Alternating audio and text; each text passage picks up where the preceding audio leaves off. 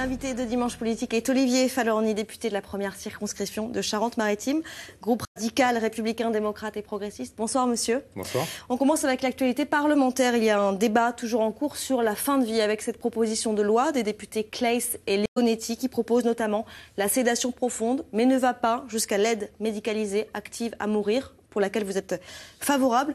Vous avez dénoncé un rendez-vous manqué. Comment expliquez-vous la frilosité du Parlement et du gouvernement sur les sujets de société en général ? Oui, j'ai eu le sentiment pendant ce débat que l'Assemblée nationale était en totale déconnexion avec la réalité de notre pays.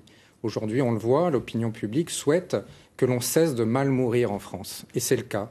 Et cette loi, cette proposition de loi, Leonetti-Claes, finalement, elle reste dans la logique du laisser mourir. Moi, je suis pour une aide active à mourir parce que ça n'est plus supportable. Et regardez les décisions de justice qui sont prises.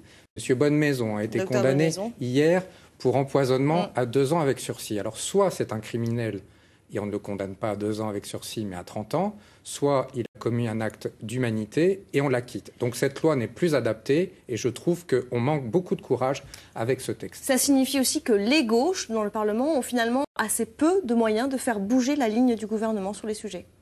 Mais vous savez, malheureusement, je crois qu'une majorité des députés socialistes était favorable à un texte qui permettrait de disposer de sa propre mort, finalement, parce que c'est notre ultime liberté qui est en jeu. Simplement, les consignes du président de la République, en l'occurrence, qui dit aujourd'hui il faut une loi dans le consensus, ont finalement empêché un certain nombre de socialistes de voter selon leur conscience. Mais a-t-on attendu le consensus pour voter la loi sur l'avortement en 1974 ? Eh bien non. Eh bien le droit de disposer de sa mort, c'est le prolongement naturel du droit de disposer de son corps. On l'avait fait en 1974. À nous de mener ce combat. En tout cas, je ne lâcherai pas.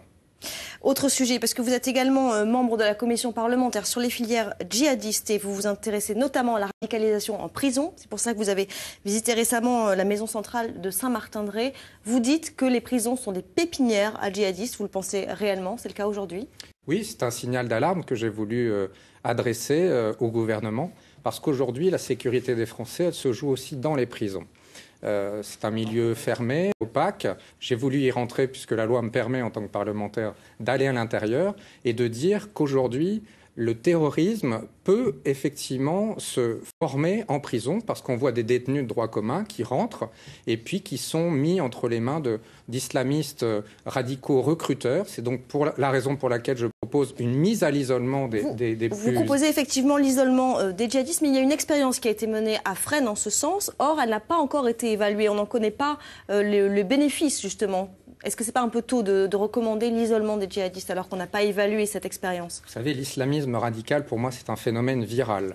Et contre les phénomènes viraux, il y a une technique, la mise en quarantaine. L'Italie a fait ça pour les groupes mafieux, pour les parrains, qui étaient mis à un isolement total. Eh bien, moi, je demande que pour les plus radicaux d'entre eux, ils soient mis à l'isolement et qu'ils ne contaminent pas les détenus de droit commun qui, on l'a vu avec un certain nombre de terroristes qui ont sévi malheureusement en début d'année, ont été convertis en prison au salafisme et qui maintenant sont des bombes potentielles. Et moi, je ne veux pas que tous ceux qui sortiront de prison, parce qu'un jour ils sortiront, deviennent des terroristes en puissance. Je voudrais qu'on ait le temps d'aborder la campagne des 6 et 13 décembre prochains pour les régionales. Alain Rousset, le candidat socialiste, est donné gagnant. Il a votre soutien ?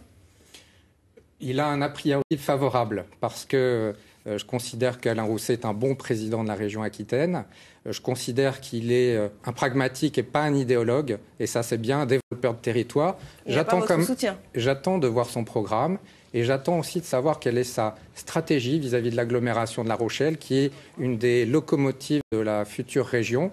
Donc j'ai un a priori favorable. Il y a toujours une désunion de la gauche en Charente-Maritime, notamment pour la composition des têtes de liste au régional. Justement, on a choisi un homme issu de la société civile, Gérard Blanchard, en tête de liste. C'était pour gommer les désunions.